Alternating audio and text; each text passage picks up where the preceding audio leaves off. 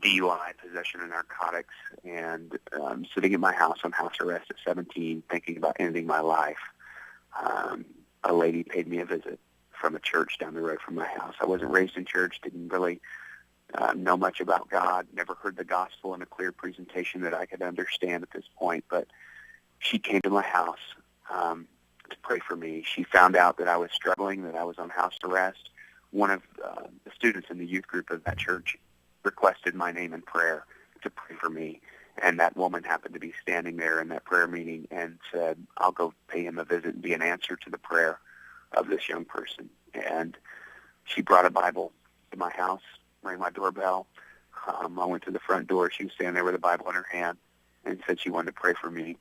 And I told her I hated God, and I'll never forget that day. And yet, through that, she said, Keith, you can hate God, but I want you to know that Jesus Christ loves you and has an incredible plan for your life.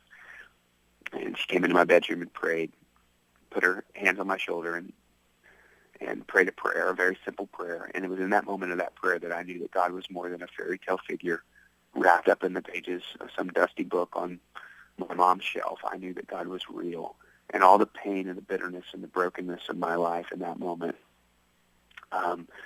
seemed to lift. And at that moment, I began to pray every night, Jesus, if you're really real, will you change my life? 2 weeks later, I went to this woman's church and got permission from my probation officer to leave my house, because you have to do that when you're on house arrest. And I went to the church that she invited me to, and I heard the gospel for the first time.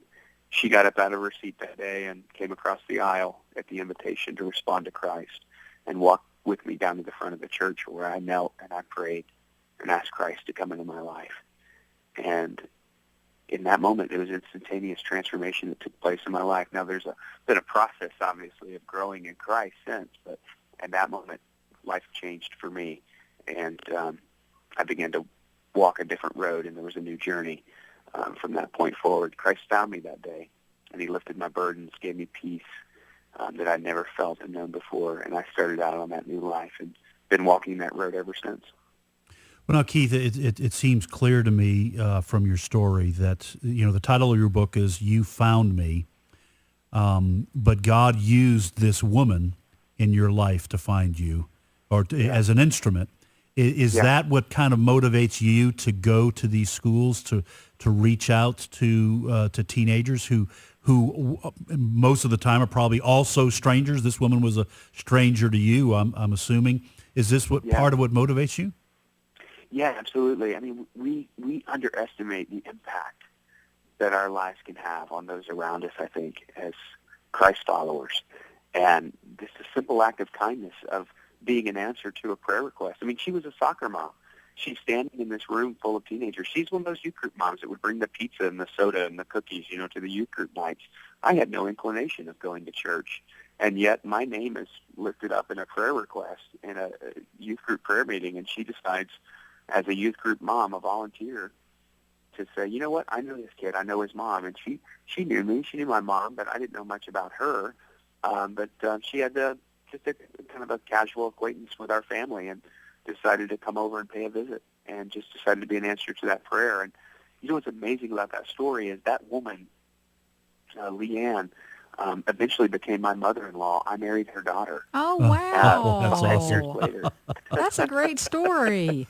So, boy, she wanted to make sure you knew the Lord. Yeah.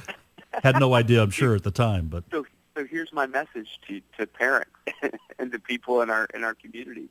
You never know what you're going to get when you decide to be an answer to someone's prayer. When you take a step of faith and you share Christ, you don't know, you could get a son-in-law out of the deal.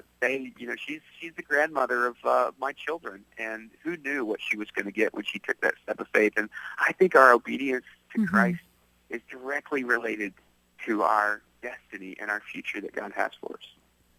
We don't have a whole lot more time with you, and I think it's important to ask you about dealing with teenagers. I know Ed probably feels like, well, no, you grew up and you weren't a Christian. See, I was raised in the Deep South. I became a Christian at 7. I kind of don't remember ever not knowing God's good, not knowing he's real. And that probably has a lot to do with my parents and the area I lived in. But it seems like kids this day and age, they'll go to church, but they're still like so torn with, oh, I want to believe everything's great, there's a place for every religion, and they want to toy around. And, even when they're raised in Christian homes, and I don't know if it's social media, what the problem is, but I've just been in shock over and over again at teens that are struggling to just know that God is good, to know that he will relentlessly try to track them down. I'm a college professor as well, and when I was teaching school, it's like I would just be with kids going, you just want to pour it in their head, but still trying to understand why in this day and age are they having such a tough time believing in him and knowing he's real and knowing he's good. Because to me, it seems like it's worse than it used to be, but Ed, maybe it's not. Well, tell us, Keith, what are you finding as you talk to teenagers? I believe that right now in our culture, we have done our young people a great disservice. We have basically, from the earliest time that they're born, we have somehow communicated, whether consciously or not, but they're being communicated to a lie, and that is that their life has no meaning, that it has no purpose except to live for the moment. And these questions of where do I come from, we basically told young people that they are random chance, that they are a byproduct of particles coalescing somewhere in the universe, an unimportant place in the universe called Earth, and they coalesced, and somehow they have a conscience, they have an existence, but beyond that, there's nothing, and they are just random chance, and because of that, they're disconnected from their Creator, and when you remove the Creator from the equation on why they're here, they lose the purpose for their existence, which is that second question: what am I here to do? What am I here for? And yet, inside of this generation, there is this deep longing, because the Bible tells us in Ecclesiastes that God has set eternity in the heart of man. And so there's this capacity to know God and to love God, but they've been disconnected. And then the question of where am I going? Well, if they don't understand where they come from and why they're here, then oftentimes the choices that are happening in their life are made the immediate moment, that immediate gratification. And we as a culture have promised immediate gratification. We have the world at our fingertips, and yet there's more brokenness, loneliness, and hopelessness in this generation than we've seen in a long time. And so our message needs to be a message of hope, a message of inspiration, and a message that connects them to their Creator. That great scripture that says, remember your Creator in the days of your youth.